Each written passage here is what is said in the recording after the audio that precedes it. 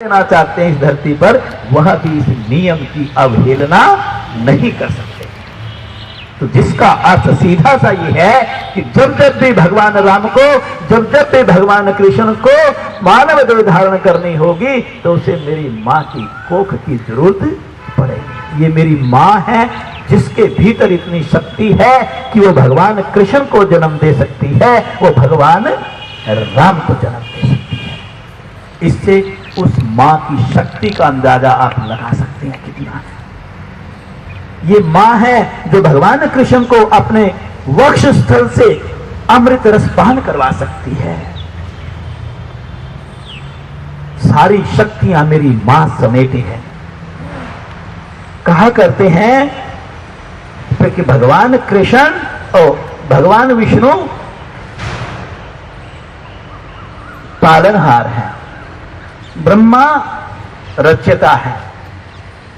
जैसे हमें हमारे पूर्वज बतलाते गए हम वैसे मानते गए, पर जब इस पे अनुसंधान किया तो मुझे व्यक्तिगत तौर पर ऐसा अनुभव किया कि ये शक्तियां भी मेरी मां के अंदर है। कहते हैं भगवान ब्रह्मा रचना करते हैं, जन्म देने वाले हैं, लेकिन आप कल्पना कीजिए जन्म कौन देता है। 9 महीने मेरी मां जब मुझे गर्भ में रखती है तो क्या वो ब्रह्मा रूप नहीं है, वो रचना नहीं कर रही है शरीर की, गठन तो मेरी मां करती है। मेरी मां मुझे अपने गर्भ में रख करके 9 महीने मेरी पालना करती है। भगवान विष्णु को पालनहार कहा गया है।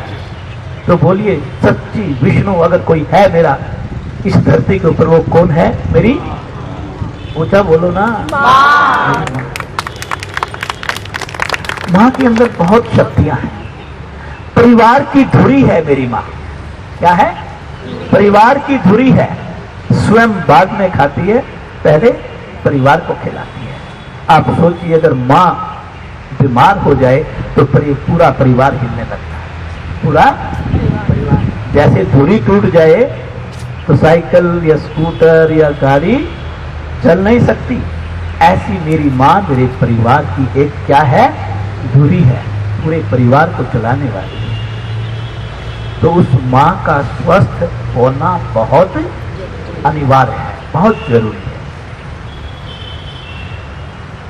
उसके ऊपर मुझे एक ही शब्द पर बोलना है आज, वो कि आप देखते हैं कि माताओं के अंदर प्रजनन अंगों की संरचना के कारण कि उनकी संरचना पुरुषों की संरचना से काफी भिन्न है, जिसके कारण माताओं को कुछ विशेष बीमारियों से कई बार पीड़ित होना पड़ता है, जिसे हम महिला रोगों के नाम से जानते हैं। और महिला रोग भी शरीर के भीतर ठीक वैसे ही आते हैं जैसे अन्य रोग शरीर में प्रवेश करते हैं। अर्थात जब शरीर के भीतर देर तक दूषित मल संचित रहता है, मेरी मल निष्कासन क्रियाएं सहज रूप में उस मल को बाहर निकालने में सक्षम नहीं होती, तो ये मल जहर बनकर के मेरे शरीर के भीतर प्रहार करने लगता है। और जब वो प्रहार करता है जिस भी अंग पर, उस अंग में जो भी दोष आता है उसको डॉक्टर भिन्न भिन्न नाम दे देते हैं। ठीक उसी क्रिया का एक हिस्सा है कि ये मल संचित होकर जहर के रूप में जब मेरी मां के प्रजनन अंगों के ऊपर आक्रमण करता है, भिन्न भिन्न परिणामों के रूप में, सिम्टम्स के रूप में, लक्षणों के रूप में जो भी चीज प्रकट होती है उसका नाम अलग अलग दे दिया जाता है। इन महिला रोगों के भी दुनिया भर के नाम डॉक्टर्स ने रख दिए। कहीं गर्भाशय का पदा है तो कहीं डिंब नलिका का पदा है तो कहीं डिंब ग्रंथि का पदा है, कहीं श्वेत प्रदर की बीमारी है जिसे लिकोरिया कहते हैं, तो कहीं बांझपन का दोष है, तो कहीं गर्भाशय का विस्थापन है, कहीं यूरिनरी ट्रैक इन्फेक्शन की प्रॉब्लम आती है, तो कहीं गर्भाशय में गांठ की शिकायत, रसोली की शिकायत हो जाती है, तो कहीं ब्रेस्ट में कैंसर होता है, तो कभी गर्भाशय में कैंसर होने की संभावना बढ़ जाती है। न जाने कितने प्रकार के रोग इन प्रजनन अंगों से संबंधित आज शरीरों में आने लगे हैं, जिनमें की एक रोग कैंसर का रोग है। शब्द डरावना लगता है, लेकिन एक बात शुरू में बात को समझने से पहले एक बात जरूर समझ लें कैंसर भी ठीक वैसे ही उसी कारण का परिणाम है जो अन्य बीमारियों का कारण है। As a rule cancer is outcome of degeneration of our body, चाहे वो पुरुषों में की और अंगों में कैंसर हो या माताओं के अंदर गर्भाशय या स्तन का कैंसर हो। कैंसर में जब हम दो जगहों पर कैंसर माताओं में सामान्यतः प्रजनन अंगों से संबंधित आप सुनते होंगे, एक गर्भाशय का और एक स्तन का कैंसर। स्तन का कैंसर क्या होता है कि ये स्तन के भीतर वाले हिस्से में, भीतरी हिस्से में एक विशेष प्रकार की गांठ बनती है। वो गांठ शुरू में पीड़ादायक नहीं होती और बाद में धीरे धीरे धीरे धीरे वो बढ़ती चली जाती है। जैसे जैसे वो बढ़ती चली जाती है धीरे धीरे उसमें पीड़ा होना भी शुरू हो जाता है। ये कुछ जैसे सिम्टम्स के तौर पर महिलाएं इसको बड़े ध्यान से सुनेंगी। ये कई बार बड़ा वरदान साबित होता है और मैं बाद में आपको कहानी भी सुनाऊंगा इसकी वरदान कैसे साबित होता है। जब वो बड़ा हो जाता है तो कई बार उसमें घाव हो जाता है। जब कई बार घाव हो जाता है तो आसपास के तंतुओं के ऊपर भी आक्रमण करने लगता है और जब आक्रमण करने लगता है तो स्थिति बिगड़ती चली जाती है। जब स्थिति बिगड़ती चली जाती है उस अवस्था में आने के बाद डॉक्टर के पास स्तन को काट करके बाहर निकालने का अतिरिक्त कोई उपचार शेष नहीं रहता, क्योंकि प्रारंभिक अवस्था में वो दोष पकड़ा नहीं गया। लेकिन गांठ भी दो तरह की होती है, गर्भाशय में भी और स्तन के अंदर भी। एक को निर्दिष्ट गांठ कहा जाता है, दूसरे को कैंसरस गांठ कहा जाता है, जो कैंसर की कोशिकाओं को लिए हुए होती है। कई बार उसमें हम बिना मतलब देख करके गांठ को और डर जाते हैं। कैंसर वाली गांठ बड़ी होने के बाद उसमें पीड़ा होगी, दूसरी गांठ में पीड़ा नहीं होगी। दूसरी गांठ निकाल दोगे तो दोबारा गांठ नहीं होगी, कैंसर वाली गांठ निकाल दोगे तो दोबारा भी गांठ होने की संभावना पूरी बनी रहती है। कैंसर वाली गांठ में घाव होगा लेकिन दूसरी गांठ में घाव नहीं होगा। दूसरी गांठ एक से ज्यादा होंगी, कैंसर वाली गांठ केवल एक होगी। कैंसर वाली गांठ आसपास के तंतुओं को आक्रमित करेगी, संक्रमित करेगी, लेकिन दूसरी गांठ आसपास के तंतुओं पर कोई प्रभाव नहीं डालेगी। कैंसर वाली गांठ से स्तन की आकृति बिगड़ने लग जाती है, लेकिन दूसरी गांठ से स्तन की आकृति नहीं बिगड़ती। कैंसर वाली गांठ का जो प्रभाव है वो चूचक के ऊपर भी आने लगता है, निप्पल वाले हिस्से के ऊपर भी आने लगता है, उसकी आकृति बिगड़ने लग जाती है, जबकि अन्य गांठ की वो स्थिति नहीं होती। और चूचक वाले हिस्से की धीरे धीरे रंग भी बदलना शुरू हो जाएगा, वो लाल या पीलेपन की तरफ बढ़ने लग जाएगा। जैसे संतरे का छीलक होता है ना, बिल्कुल वैसा होगा। कई बार उसमें से स्राव भी आने लगता है, उस स्राव के अंदर रक्त भी मिला हुआ हो सकता है, पीपदार पस भी उसमें से जा सकती है। कई बार स्तन के अंदर पुराना प्रदाह होता है, पुराना प्रदाह होता है, उस पुराने प्रदाह को ही हम कैंसर समझ बैठते हैं। ऐसा नहीं है। जितने भी लक्षण स्तन कैंसर के कहे जाते हैं कई बार वो दूसरी बीमारियों के साथ भी लिंक कर जाते हैं, मिक्स हो जाते हैं। इसलिए जब तक उसका परीक्षण करके जांच करके पता ना लगाया जाए तब तक ऐसा मानना गलत हो जाएगा। कुछ अन्य लक्षण भी सामने आएंगे, जैसा कि हड्डियों में दर्द होना, शरीर में दर्द होना, कमजोरी होना, शरीर पे अल्सर के फोड़े हो जाना। ये भी कुछ स्तन के कैंसर के जो लक्षण महिलाओं में सामने आते हैं। कई बार ये छोटी छोटी बातें हमारे जीवन को बदलने वाली होती है। एक बार लुधियाना में ऐसे ही ये जैसे चर्चा हम आपसे करते हैं और आज एक पुस्तक आपके लिए अवेलेबल होगी, वहाँ सबसे ज्यादा जो किताबें रखी होंगी 30-40 महिला रोग की, वो महिला रोग की पुस्तक बड़े प्यार से पढ़ा करती थी। एक एक चीज जैसे वो कैंसर वाले चैप्टर पे आई तो उसमें ये सारे लक्षण दे रखे थे और उनके स्तन के अंदर एक कैंसर था। कैंसर की अभी अब बात न करो, कैंसर की अभी शुरुआत हुई थी उनके शरीर में और उन्होंने उस गांठ का वहां से सिम्टम्स पकड़ करके जांच करवाने चली गई। जैसी जांच करवाने चली गई तो उसका उपचार शुरू हुआ, कैंसर मिल गया और वो आज 100% स्वस्थ है। और जब वो स्वस्थ हो गई, मैंने आज तक उस महिला की शक्ल नहीं देखी, पर उनका टेलीफोन आया मुझे, मतलब फेस टू फेस नहीं मिले उन्होंने कभी, मुझे ऐसे मंच पे बैठे हुए देख लिया होगा, लुधियाना में बहुत बार जाते हैं। उनका टेलीफोन आया कि देशराज जी मैं आपसे 2 मिनट बात करना चाहती हूँ। मैंने कहा बोलिए क्या कहना चाहते, कि मेरे साथ ऐसे ऐसे बनी और मैं आपकी किताब पढ़ा करती थी, किताब से मुझे शक हुआ, सेल्फ मेमोग्राफी होती है, क्या होती है, सेल्फ मेमोग्राफी से बढ़िया कोई भी उपचार नहीं है, डॉक्टर के पास भी जाने के लिए आपको इतनी आवश्यकता नहीं है। जरा जरा सी बातों पर आप सब पढ़े लिखे हैं, स्कूल में गए हैं, कॉलेज में गए हैं, दिल्ली जैसे मेट्रो सिटी में रहते हैं, थोड़ा सा जानकारी भी हासिल करो। उन पुराने परंपरावादी तरीकों के हिसाब से अगर आप जियोगे तो हम अपने जीवन में जो ना उसको ठीक ढंग से जीने से वंचित रह सकते हैं। तो उस महिला ने केवल सेल्फ मेमोग्राफी की और उसको शक हुआ और वो डॉक्टर के पास गई। राज वो स्वस्थ है, उसने कहा कि मैंने इसमें से सिम्टम्स पकड़े और मैं डॉक्टर के पास जांच करने के लिए चली गई, समय रहते मेरी बीमारी पकड़ी गई और आज मैं स्वस्थ 100% स्वस्थ हूँ। आपका बहुत बहुत धन्यवाद। तो मतलब देखिए कितने बड़े बड़े चमत्कार हो जाते हैं। एक पुस्तक के माध्यम से उसने अपनी जान बचा ली। हम तो फेस टू फेस बात कर रहे हैं उस विषय के ऊपर और उसमें डरने वाली तो कोई बात ही नहीं है। अगर योग के अंदर कितनी शक्ति है इसे भी थोड़ा सा इसके भीतर हम एक्सप्लेन करेंगे। थोड़ा सा मैं दूसरा विषय भी साथ के साथ जोड़ लूं। ये 7 बजे खत्म करना कार्यक्रम, ठीक। अगर मैं इसको गर्भाशय के कैंसर के साथ भी जोड़ करके देखूं तो गर्भाशय के कैंसर वहां कैसे बनता है, ये एक छोटी सी बात को समझना कि जब कोई कैंसर लिए हुए कोई कोशिका वहां पहुंचती है और वहां हमारे शरीर में कोई भी अंग का जो निर्माण होता है वो सामान्य कोशिकाओं से तंतु बनते हैं, तंतु से ऑर्गन बनते हैं। ये आपने साइंस में 8वीं 10वीं में पढ़ा होगा। ये प्रक्रिया है शरीर की। जिस तरह से शरीर के अंग का, शरीर की कोशिकाओं से अंग का निर्माण होता है, अवयव का निर्माण होता है, गर्भाशय का निर्माण होता है, मैं सीधा गर्भाशय शब्द बोल रहा हूं, स्तन का निर्माण होता है, ठीक वैसे ही मां के शरीर में इन प्रजनन अंगों में गांठ का भी निर्माण होता है। होता क्या है, प्रकृति का नियम है। मेरे शरीर में जो कोशिकाएं हैं वो एक समय पर उसकी उम्र पूरी हो जाएगी, जैसे शरीर की उम्र पूरी होती है, और वो ऑटोमेटिक मर जाएगी।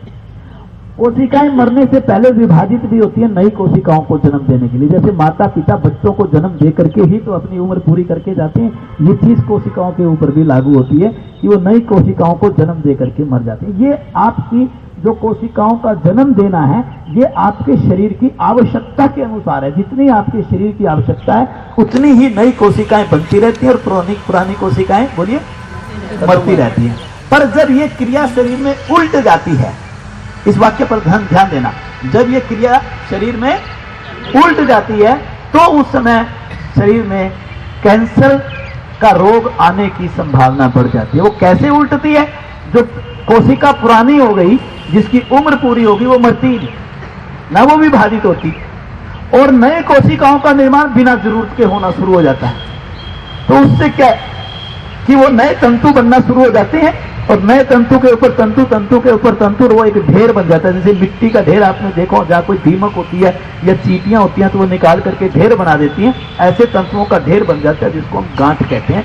और ये गांठ जरूरी नहीं कि कैंसर की हो, ज्यादा चांस महिलाओं के अंदर आप ये समझिए 90 से 95% चांस ये ऑर्डिनरी गांठ के होते हैं, जो सामान्य गांठ होती है, जो कैंसर लिए हुए नहीं होती। इसलिए नकारात्मक भाव के साथ नहीं जीना, लेकिन बहुत कम अवसरों में उसके अंदर वो कैंसर युक्त कोशिका होती है जिससे कि वो गांठ कैंसरस बन जाती है। क्या बन जाती है? कैंसरस बन जाती है। ऐसे यूट्रस में होता है, कोई उसमें अलग से नहीं होता। बस बायोप्सी एक टेस्ट होता है, आप समझते होंगे। डॉक्टर एक पतली नली डाल करके उससे कुछ थोड़ा सा तंतु निकाल लेते हैं और उसका परीक्षण करके जांच करके पता लगा लेते हैं। गांठ को तो अल्ट्रासाउंड से भी पता लगाया जा सकता है। वैसे तो आजकल सीटी स्कैन, पेट स्कैन और MRI और पता नहीं कितनी बातें चल गई, हमें उस विषय की तरफ नहीं बढ़ना। लेकिन जांच है। अगर डॉक्टर्स को या दवाइयों को हम हर वक्त योग की मंच पे बैठ के उनकी बुराई करें तो ये कोई अच्छी बात नहीं है। हर चीज का अपनी अपनी जगह पर महत्व है, लेकिन सारा दिन दवाइयों के घेरे में पड़े रहना, सुबह से शाम तक जीवन को ही दवाइयां बना देना, ऐसे नशे के अंदर जीना, खाना पीना ही भूल जाना, वो नर्क की यदा कदा शरीर में कोई दोष आया उसकी परीक्षण जांच करवाइए, अगर कहीं दवाई की आवश्यकता है तो वो दवाई लीजिए, पर अनावश्यक दवाइयों को अंदर उड़ेलना भी तो शरीर की शक्ति को कमजोर करना है। और इनके आने के मुख्य कारण क्या है ये मुझे जरूर समझ में आना चाहिए। कारणों का ही तो निवारण करना है मुझे। जिन बच्चियों में, समझना ये बातें, जिन बच्चियों में मासिक धर्म की क्रिया समय से बहुत पूर्व, आजकल तो आप देख रहे हैं 8, 9, 10 अभी बच्ची टीन एज में नहीं पहुंचती। पहले ये एक नियम था प्रकृति का कि टीन एज से पहले मासिक धर्म शुरू नहीं हुआ करते थे।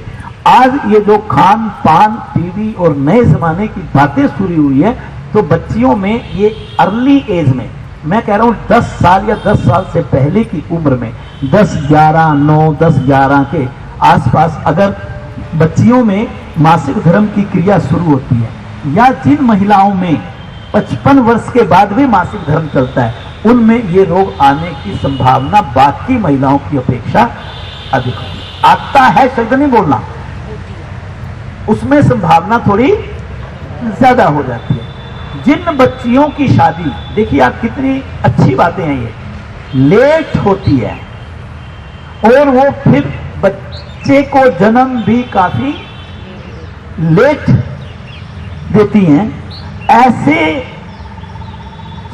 शरीरों में भी ये रोग आने की संभावना बढ़ जाती है।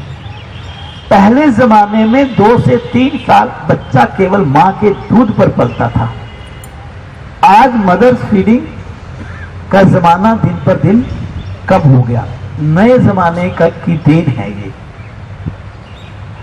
जो माताएं बच्चे को अपना दूध नहीं पिलाती, उन माताओं में इस रोग के आने की संभावना बहुत अधिक होती है।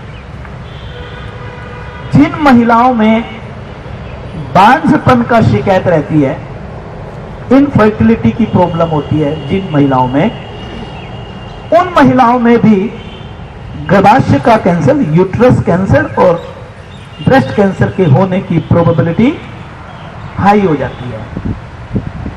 एक जीन होता है जिसको बोलते हैं HER2 डॉक्टर्स की भाषा में। कुछ महिलाओं में ये जीन विकसित हो जाते हैं, उससे ब्रेस्ट कैंसर की संभावना काफी बढ़ जाती है। अगर आपने एक टीवी पे, न्यूज़पेपर में खबर सुनी होगी, आज से 2 साल पहले ये खबर आई थी, आपको याद आ जाएगा। हमें इंडिया के तो मुश्किल से पुराने हीरो अमिताभ बच्चन जैसे लोगों के तो नाम रहते हैं, जो आजकल ये दुनिया भर के हीरो आ गए, इनके नाम ही नहीं याद होते। एक कोई बाहर की हीरोइन थी, विदेश की, बड़ी पॉपुलर है वर्ल्ड लेवल पे, तो उसकी मदर को ब्रेस्ट कैंसर हुआ था।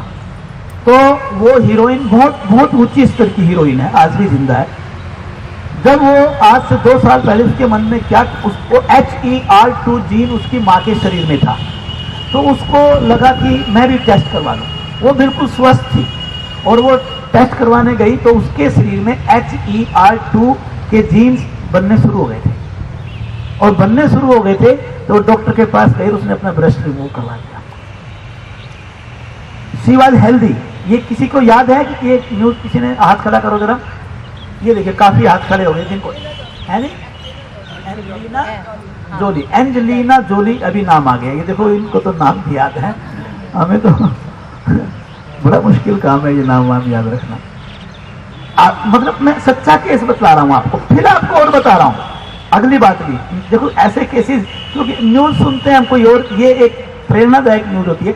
उसके बाद 1 साल बाद फिर उसकी ख्याल आया, तो उसने देखा कि फिर उसको HER2 मिला, उसने दूसरा ब्रेस्ट भी रिमूव करवा चुकी है। वो आजकल आर्टिफिशियल ब्रेस्ट की सर्जरी होती है और वो वैसे जी रही है। बहुत बड़ी हीरोइन है, वो वर्ल्ड लेवल की हीरोइन है कोई, जो नाम लिया एंजेलिना जोली, क्योंकि वो टीवी पे मैंने ये न्यूज सुनी थी।